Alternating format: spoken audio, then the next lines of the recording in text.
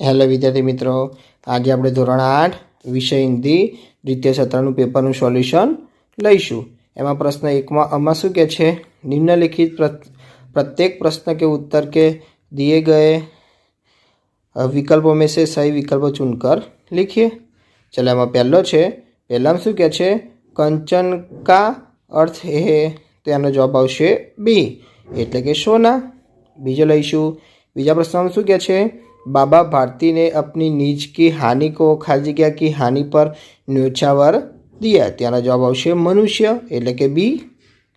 तीजो लईशू कि चूहा हाथी की लुंगी से क्या लगाएगा, त्यानो जवाब आवशे डी एटले के तंबू।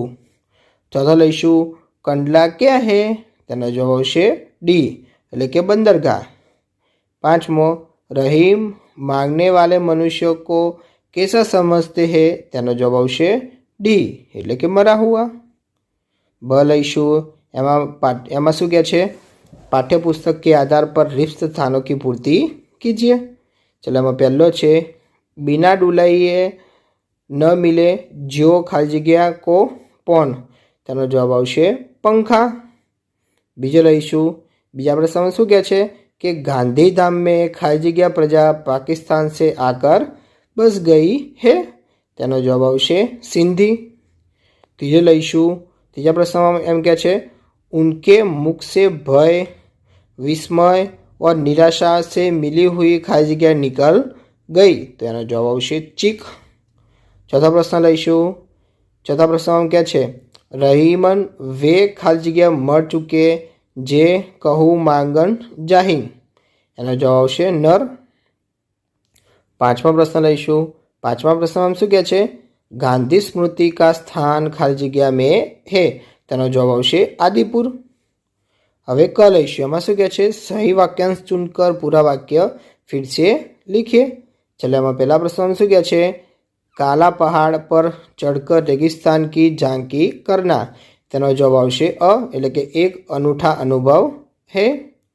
बीजो लईशू, बीजामां शू कहे बाबा भारती फूले नहीं समाते थे क्योंकि, तेनो जवाब आवशे ब एटले के सुल्तान रूप रंग और चाल पर वे मुग्ध थे। त्रीजो कच्छ को हम म्यूजियम कह सकते हैं क्योंकि, तेनो जवाब आवशे क, तो के यहाँ अनेक दर्शनीय स्थानों का वैविध्य है। चौथो लईशू, चौथा में शू कहे मंजिल बहुत दूर लगती है क्योंकि, तेनो जवाब आवशे अ, तो के अभी तो राह शुरू हुई है। हवे ड लईशू, एमां शू कहे निम्नलिखित विषयों के बारे में जानकारी लिखिए।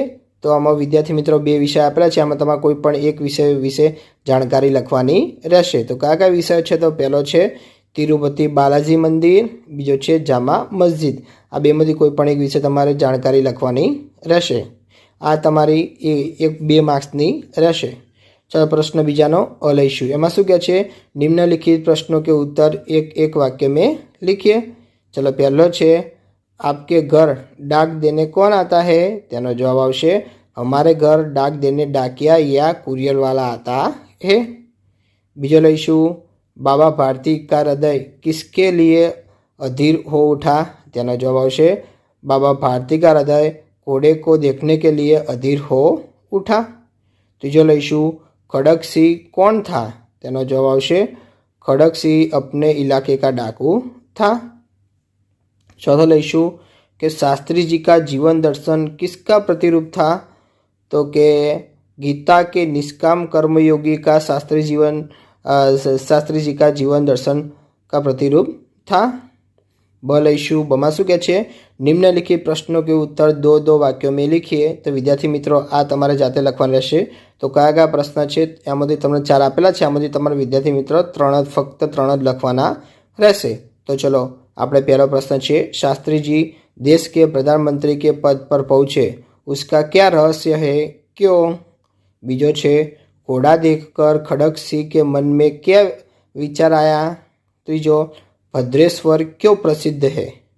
4 लाल बहादुर शास्त्री जी प्रधानमंत्री के पद तक कैसे पहुँचे।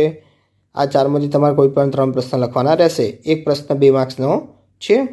ચલો ક લઈશું. એમાં શું કહે છે? નિમ્નલિખિત પ્રશ્ન કે ઉત્તર સવિસ્તર लिखिए किन्हीं दो. વિદ્યાર્થી મિત્રો, આ 3 માર્ક્સનો પ્રશ્ન છે એટલે તમારે 7 થી 8 લીટીઓમાં જવાબ લખવાનો રહેશે. 3 પ્રશ્ન આપેલા છે, આમાંથી કોઈ પણ 2 લખવાના રહેશે. ચલો કયા કયા 3 છે? તો પહેલો છે लाल बहादुर शास्त्री पर गांधी जी के आदर्शों का क्या प्रभाव पड़ा. बीजो छे कर्मयोगी लाल बहादुर शास्त्री इकाई से हम लाल बहादुर जी के जीवन में कौन कौन से सद्गुण ग्रहण कर सकते हैं. त्रीजो खड़क सिंह ने सुल्तान को कैसे प्राप्त किया. ये 3 तमारे कोई पण 2 प्रश्न लखवाना रहेशे. चलो प्रश्न तीजानो अ लईशुं. एमां शुं कहे छे? निम्नलिखित प्रश्नों के उत्तर एक एक वाक्य में लिखिए. एमां तमने 4 आपेल छे, एमांथी कोई पण 3 लखवाना रहेशे. तो क्या क्या 4 छे? तो देखो हूँ वाँचुं छुं. तो पहलो छे कबीर किस तरह के व्यक्ति है. तेनो जवाब आवशे कबीर न किसी से दोस्ती न किसी से दुश्मनी जैसे व्यक्ति है. बीजो लईशुं. बीजामां शुं कहे छे? तुलसीदास प्रेम और धन में से किसे महत्व देते हैं.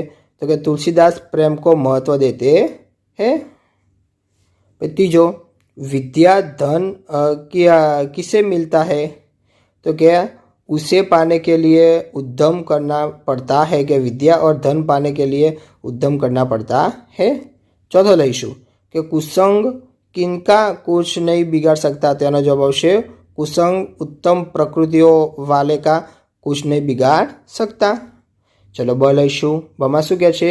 निम्नलिखित प्रश्नों के उत्तर 2-2 वाक्यों में लिखिए. એટલે કે 2-2 વાક્યોમાં તમારે જવાબ લખવાના રહેશે. તો પહેલો પ્રશ્ન છે उजाले को बंदी बनाने का क्या अर्थ है. बीजो छे ज्वार कहाँ उठा है. તમારે 2 થી 2 પ્રશ્ન ફરજિયાત લખવાના છે. એક પ્રશ્ન 2 માર્ક્સનો રહેશે. चलो क लईशुं. कमा शुं कहे छे?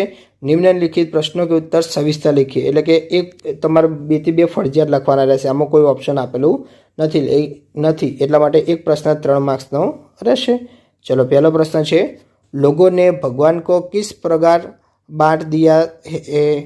बीजो कवि ने मनुष्य को मिट्टी का पुतला क्यों कहा है. चलो ड लईशुं. एमां शुं कहे छे? निम्नलिखित काव्य पंक्तियां पूर्ण कीजिए. એટલે કાવ્ય પંક્તિ આપી છે, તમારે પૂર્ણ કરવાની રહેશે.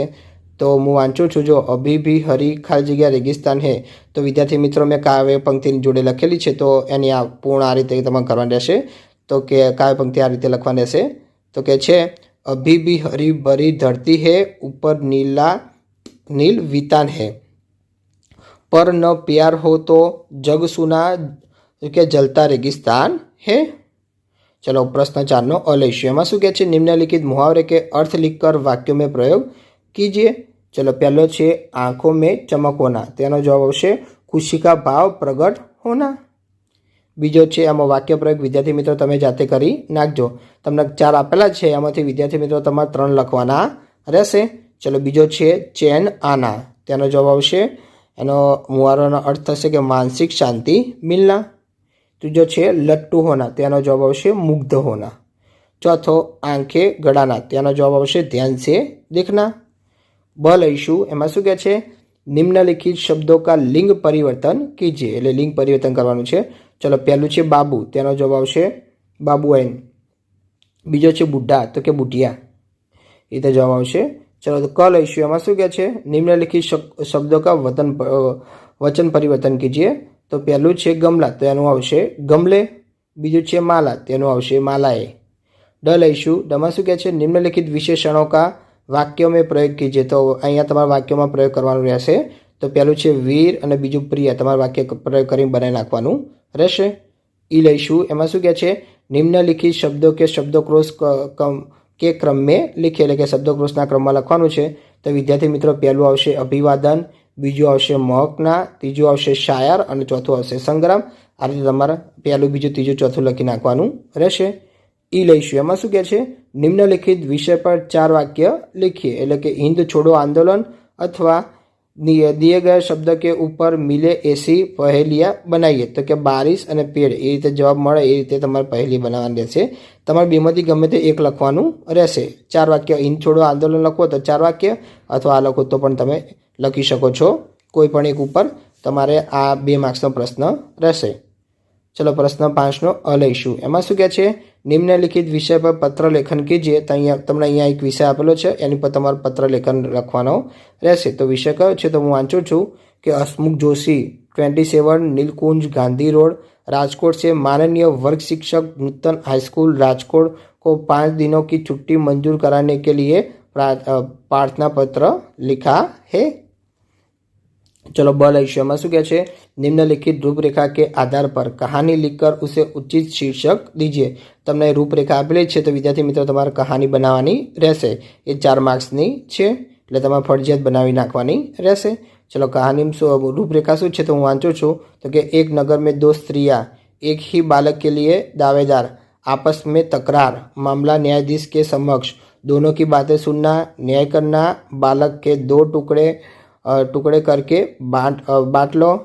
तो कि एक स्त्री मौन, दूसरी का रोकर कहना, बच्चे को न काटो, उसे ही दे दो, न्यायाधीश का फैसला, रोती हुई स्त्री को बालक सौंपना सीख. तमारे लखी नाखवानी रहेशे. चलो कमा शू क्या है? निम्नलिखित विषयों में से किन्हीं एक विषय पर 100 शब्दों में निबंध लिखिए. એટલે કે તમારે કોઈ એક વિષય પર તમારે 100 શબ્દનો નિબંધ લખવાનો છે વિદ્યાર્થી મિત્રો. તો કયા કયા વિષય છે? તો હું વાંચું છું. તો પહેલો છે ऐतिहासिक स्थल की सैर, બીજો एक डाकू की आत्मकथा, અને ત્રીજો છે કર્મયોगी श्री लाल बहादुर शास्त्री. તમારે ત્રણમાંથી કોઈ પણ એક વિષય પર નિબંધ લખી નાખવાનો રહેશે. વિદ્યાર્થી મિત્રો તમને મારો વિડીયો ગમ્યો હોય તો ચેનલને લાઇક, શેર અને સબસ્ક્રાઇબ કરવાનું ભૂલતા નહીં.